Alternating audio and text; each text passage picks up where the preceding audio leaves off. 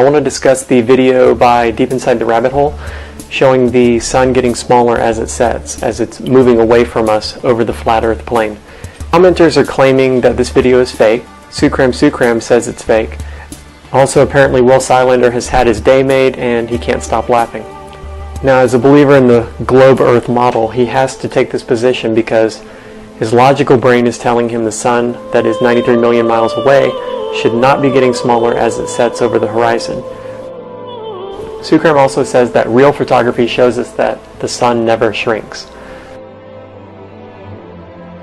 So let's go to YouTube and see if we can find any footage that's unbiased. Somebody who is not approaching this from a flat Earth perspective. Turns out there are endless clips of people simply uploading, setting sun footage to show off their new time-lapse cameras or to appreciate the beauty of nature. Okay, take a look at this first clip. This is a Cambodian sunset. He says, "It's so beautiful and relaxing to see sunset at Ultras Beach."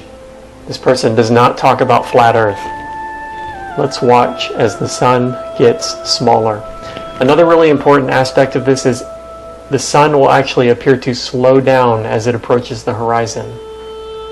This is impossible on a spinning globe. The reason it appears to slow down and get smaller is because it is moving away from us on its circular path around the pole. Let's check out a couple of other clips here.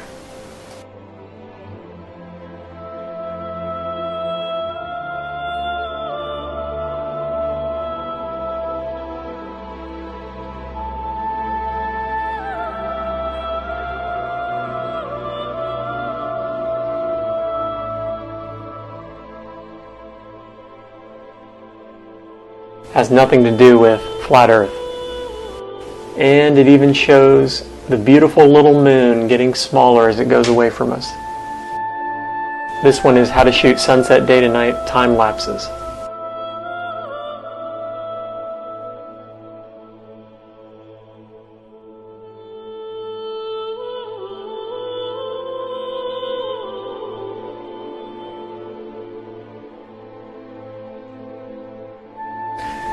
To all of the globe believers out there, do you really think that believing in a flat Earth is some popular position to take?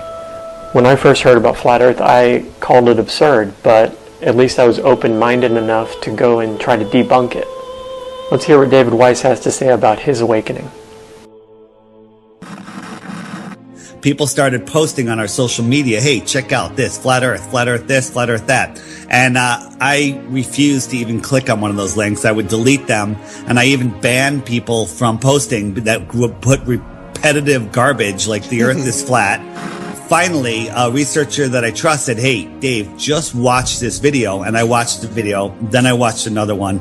Then I watched another one. And after watching a whole bunch, I said, okay, I'm going to go in and debunk this. And that's the greatest thing a ball believer can do, is go in and try to debunk the flat Earth. Because if they do it with a rational mind and using the scientific method, they will come out on the other side knowing that we do not live on a spinning ball flying through space at ridiculous speeds in 4 different directions at once, where the stars reset every year to the exact same position.